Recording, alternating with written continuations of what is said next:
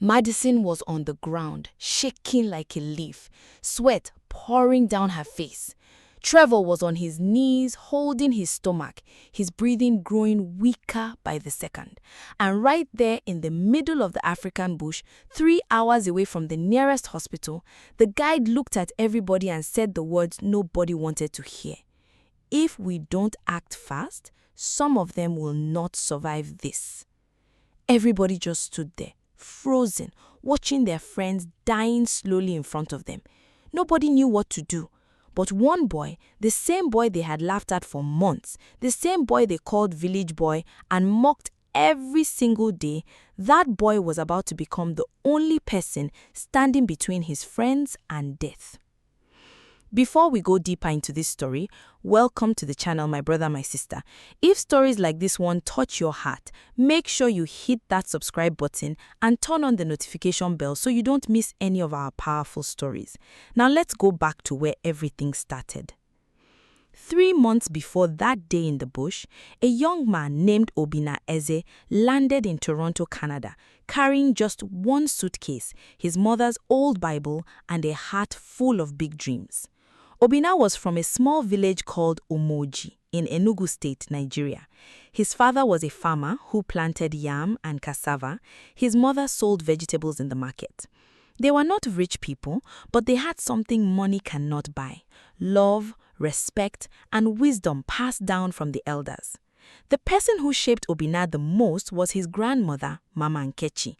Everybody in that village and the villages around knew her as a powerful herbal healer. People walked for hours just to come and meet her when they had fever, snake bite, or stomach problems.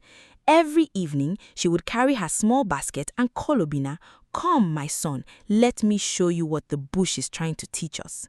Under the big mango tree behind their house, she taught him how to recognize different plants, which one heals, which one kills, and which ones, when you combine them well, can save somebody's life. This one, she would say, holding a leaf with silver underneath, if poison is burning inside somebody's body, this one can cool the fire. Obinna listened to her like a dry land listening to rain. He didn't know that one day, far away from his village, those same lessons would save lives. When the letter came that Obinna had won a full scholarship to study environmental engineering in one of the best universities in Canada, the whole village rejoiced. His mother cried tears of joy in the market. His father killed 2 of his best chickens to celebrate. On the night before he traveled, Mama Nkechi sat with him under the same mango tree and told him, "Wherever you go, never forget who you are. Your character will speak louder than your circumstances." She gave him an old notebook filled with her own handwriting, years of knowledge about plants and healing. She said, "You may not need this for your studies, but you never know when knowledge becomes the difference between life and death." Obinna smiled and packed the notebook, not knowing how true her words would soon become. But Canada was not what Obinna expected. The classroom was filled with rich students who wore designer clothes, carried the latest phones, and talked about things Obinna had only seen in movies. From the very first week, a boy named Tyler Brooks, whose father owned car dealerships, made it his mission to mock Obinna at every opportunity. "Is that a Nokia?" Tyler had laughed loudly the first day, holding up Obinna's old phone like he found a fossil. The whole class laughed. When Obinna brought his jollof rice for lunch, a girl named Madison wrinkled her nose and said, just loud enough for him to hear, "What is that smell?"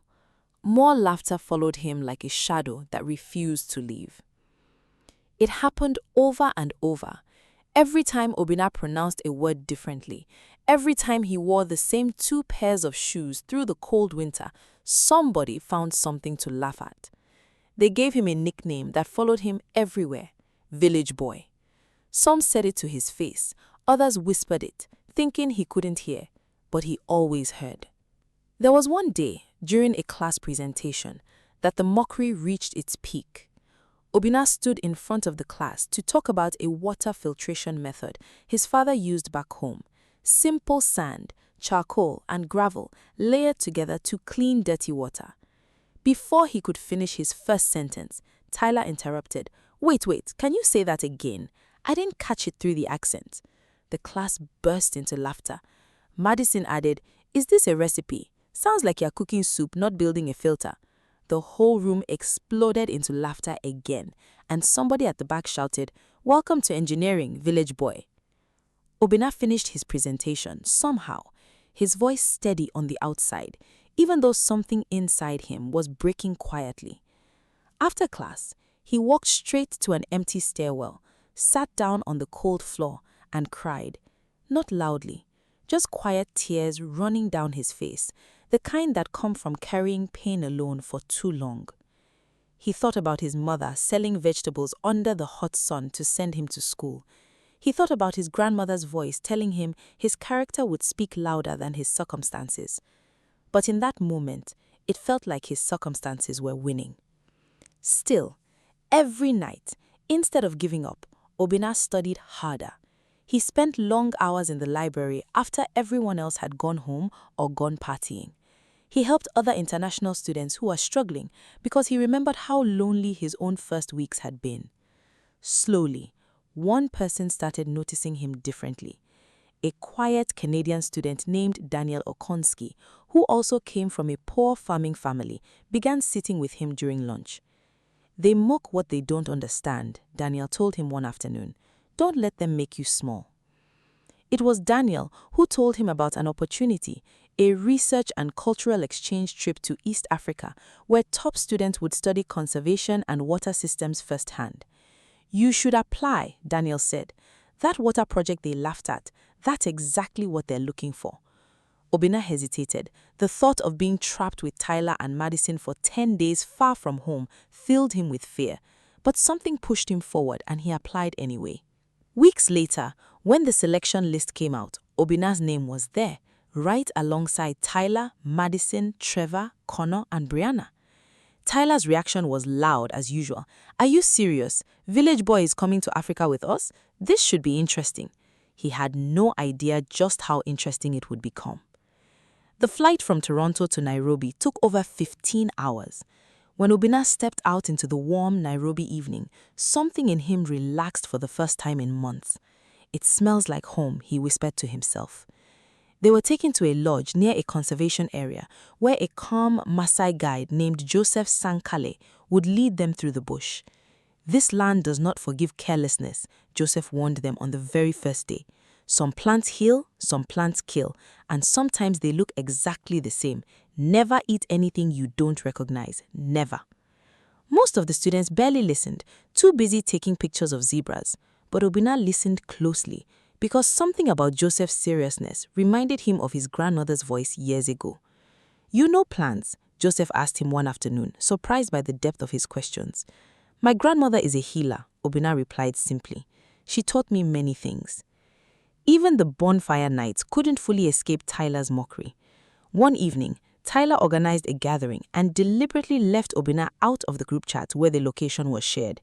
Daniel found him alone and said, Come on, don't let them isolate you. When they got to the fire, Tyler smirked.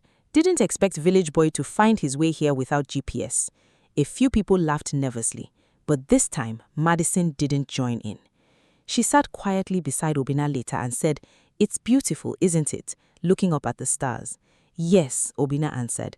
Where I come from, the sky looks just like this. For a brief second, something shifted between them, fragile but real. None of them knew that within 2 days, that same beautiful bush would almost take several of their lives, and the boy they mocked would be the only one who knew how to save them. The morning of the excursion started like any other. The group walked through tall grass under the watchful eyes of Joseph, recording notes for their research project. It was Trevor who first spotted a bush full of bright red berries. Those look like raspberries, he said, reaching for them.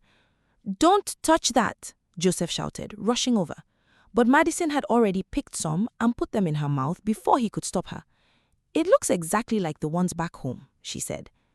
At first, nothing happened. They kept walking, laughing about the slightly bitter taste. But 20 minutes later, Madison started feeling a strange burning in her stomach. Trevor grew dizzy. Connor started vomiting violently. Brianna's breathing turned shallow. Joseph rushed to check them, his face turning pale. "Those weren't wild raspberries," he said. "That bush is poisonous. If we don't act fast, this could be fatal." Panic spread through the group like wildfire.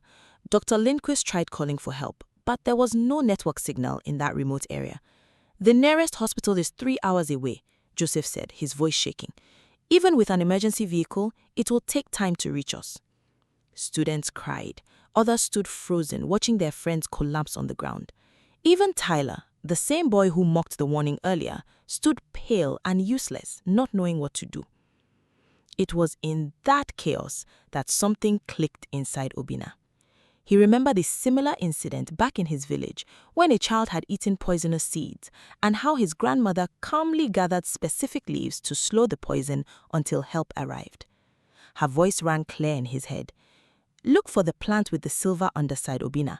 It grows near water, close to the ground."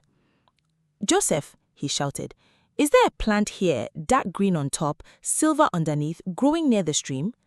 Joseph's eyes widened. "Yes, we call it oloile. It grows along the riverbank." "That can help slow down the poison," Obinna said, already running toward the water. "We need to prepare it fast, keep them upright, and help them vomit out whatever is left in their stomachs." Dr. Lindquist stared at him, confused. "How do you know this?" "There's no time to explain," Obinna said, kneeling by the stream, his hands working quickly through the leaves. "Please, just trust me." For the first time since he arrived in Canada, the boy they called Village Boy was no longer a joke. He was their only hope. His hands moved with confidence, choosing the right leaves exactly as his grandmother taught him, crushing them between 2 flat stones to release the juice. "This is not a complete cure," he told Joseph and the doctor, "but it can slow down the poison and keep them stable until we reach the hospital." He gave clear instructions to everyone around him. "Daniel, hold Trevor upright. Don't let him lie flat. Brianna, keep walking slowly. Don't stay still. Tyler, fan Madison and keep talking to her. Don't let her close her eyes for too long."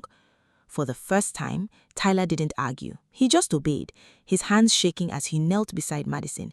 "You're going to be okay," he told her, his voice cracking with fear. Slowly, the herbal mixture began to work. Madison's breathing steadied. Trevor's color started coming back. Connor stopped vomiting so violently. Brianna managed to sit up. "It's working," Joseph said with relief. Dr. Lindquist finally got through to the emergency line. "The rescue vehicle is 90 minutes out," she announced. 90 minutes that, without Obinna's quick thinking, might have been far too long. When the rescue team arrived, they were shocked to find the poisoned students stable instead of in critical condition. "Whoever did this," one paramedic said, looking at the green residue still on Madison's lips, "saved their lives." Everyone turned to look at Obinna standing quietly to the side, his hands stained green, his simple shirt soaked in sweat. The village boy, their only hope. 2 days later, in the hospital in Nairobi, Madison knocked gently on Obinna's door. Behind her stood Trevor, Connor, Brianna, and surprisingly, Tyler. "Can we talk to you?" Madison asked softly. "I owe you an apology," she said, her eyes filling with tears. "We all do. For months we laughed at you, your accent, your piodes, your food. We made you feel small. And then, when we were terrified, you saved us. The knowledge we mocked is the same reason we are alive today." One by one, Trevor, Connor, and Brianna apologized too, but it was Tyler who struggled the most. "I was the worst to you," he admitted, his voice shaky and low. "I judged you for everything, where you came from, what you had, how you talked. I was wrong." He stretched out his hand. "I'm sorry, truly." Obinna looked at his hand, then at all their faces, and finally smiled, not with revenge in his heart, but with the same gentle spirit his grandmother raised him with. He shook Tyler's hand firmly. "Where I come from," Obinna said calmly, "we are taught to love one another no matter the color of skin, no matter where someone comes from. Respect doesn't depend on where you're from, it depends on how you treat people. I forgive you, all of you, not because it didn't hurt, but because holding anger only hurts me more." 6 months later, back in Canada, everything had changed. Tyler became one of Obinna's closest friends, often seeking his opinion instead of mocking it. I used to think being smart meant having the newest gadgets, Tyler told him one evening. Real intelligence looks different than I thought. Madison changed her entire research focus to study traditional medicine, inspired by what she witnessed in the bush. Even Obinna's old Nokia phone became an affectionate joke on campus, the phone that survived the apocalypse, Daniel liked to call it. Obinna called his grandmother soon after returning, his voice full of emotion. "Nne, your teaching saved lives. The same things you taught me under the mango tree saved my classmates." Mama Nkechi's warm laughter came through the phone. "My son, knowledge is never old-fashioned.